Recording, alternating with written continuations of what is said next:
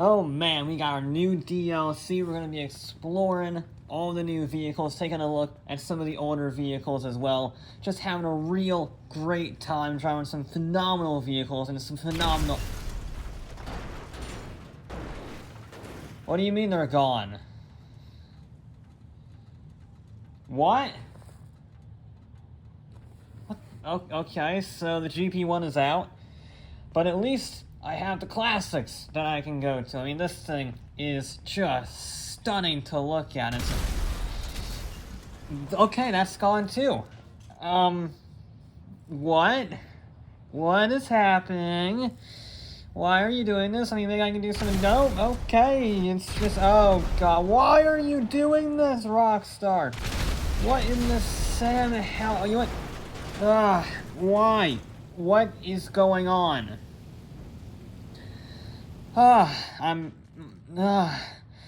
All these cars, and they're phenomenal cars, and they're gone. I can't buy them anymore. Okay, let's just take it easy. It's controllable. You're a reviewer. You're supposed to be objective and straightforward in a nice, calm, and coherent manner. This will be entertaining.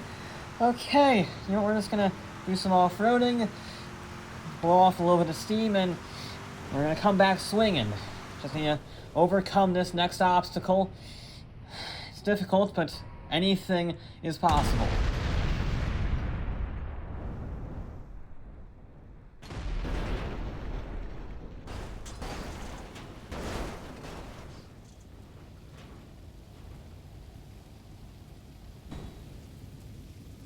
I can't even. Just roll the damn intro already.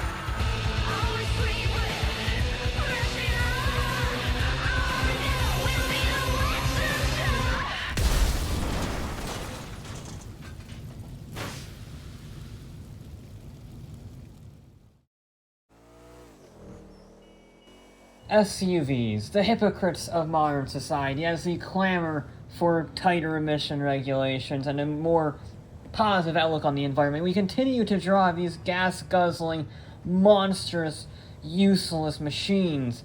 I mean, they're advertised as utility vehicles, but this is more off-roading than you will see in their entire lives. And yeah, there are some vehicles that I like the Baller ST, for example. Honestly, not a bad vehicle. It's got lots of room, it's decently quick, and it looks like a fairly normal SUV that's a bit longer. So yeah, some of them are better than others. But really, I think the peak of the SUV trend was in the 90s, because back then they actually had a purpose. A purpose that I want to explore today.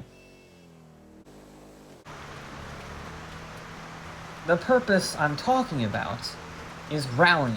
Not in the sense of, like, in rally racing with sports cars and massive flames and incredibly high speed to very narrow rally stages.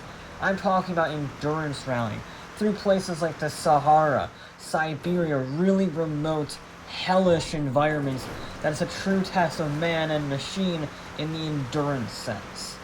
And the Annis Hellion is a prime example of an icon of rallying. You see, these rally raid trucks had to be reliable, be able to store lots of spare parts, and have room for improvements for the actual racing version.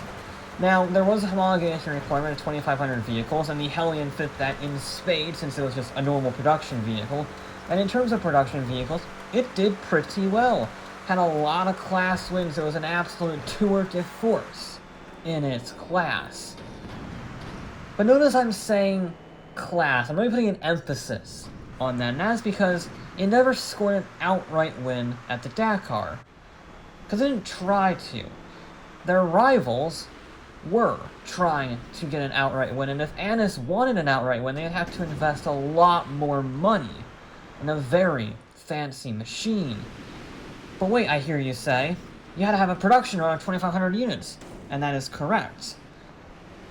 So if you wanted to actually win the Dakar Rally outright in this time period, you had to build a production car that was capable of going off-road. And that's exactly what MAIBATSU decided to do. They would win the Dakar Rally outright by building a homologation special. Now, homologation specials are a special breed of vehicle, known for building to the letter of the rules both in the road sense and the racing sense. So the road cars are in the upper echelons of automotive legends. And this is, well, the only off-road spec rally raid homologation special in the world. Needless to say, I was really excited to drive it.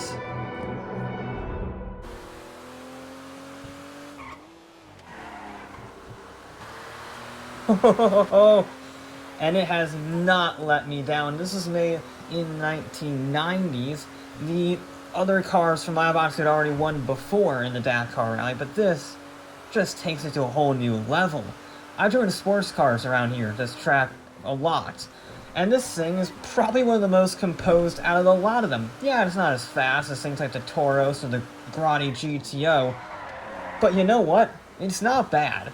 And the suspension, being so soft, allows it to actually be controllable over the bumps, and the short wheelbase is, yes, a little twitchy, but it's super agile for an SUV. I can't believe this is an SUV that I'm driving. It's so good to drive, and despite being such short wheelbase and the proportions are all weird, but it's controllable. It's not the twitchiest thing in the world, at least in the sense of uncontrollability. It is possible to catch these bit doors here and even use them to your advantage, both on the track sense, on like getting a faster time, but also in the fun sense of having fun. And the way it does that, the way it has that controllability, is by having a fully functional, molded into the roofline rear wing. Oh yes. I mean, when is the last time an SUV had a rear wing on the roof from the factory? It's ridiculous. Everything about this vehicle is insane. The rear wing, the body kit, the suspension, the general style of it. It's incredible. It's one of my favorite vehicles I've ever driven. And the best part about this, even more than the crazy styling and the horsepower and the fun nature of it behind the wheel, is that all these designs, all these modifications made that are compromising on the road, let it truly excel when you took it off the road.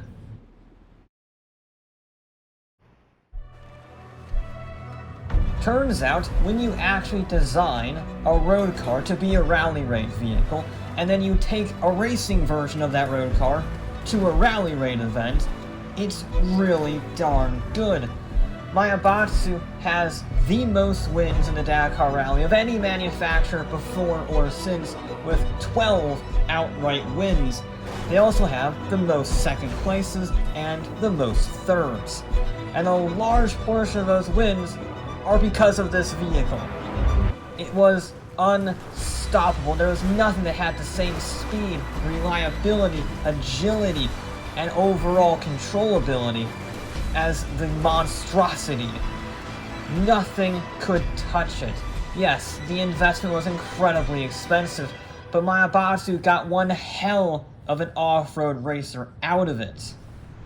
In fact, the off-road racing version is so good that it continued winning Dakar Rally events all the way until 2007, when MAIBATSU pulled out in 2008 due to the financial collapse.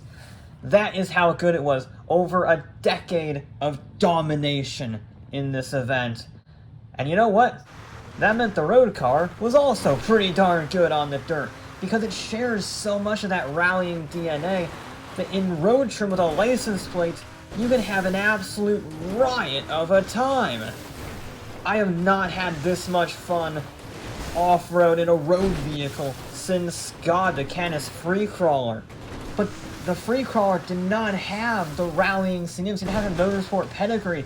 This does, it has that extra level of awesomeness to it that most vehicles will never get in their lifetime. So it has a jack of all trades. It's got the rallying history. It's got the fun to drive. It's got amazing styling. It's like the most 80s car to ever come out in the 90s with the massive body kits, the angular styling, the whole homologation special thing. I mean, it's just an absolute riot of a vehicle. It's expensive, $1.5 million for these things. If you want to get a racing version, it's in the twos. But it's worth every penny. It's one of my favorite vehicles I've ever had the chance to drive. It doesn't matter if it's the racing version or the road version. It doesn't matter if it's on the road, on the trails, or in the mud. It can go anywhere, it can do anything, and you can have a smile on your face while doing it. And you know what? I can't think of higher praise than that.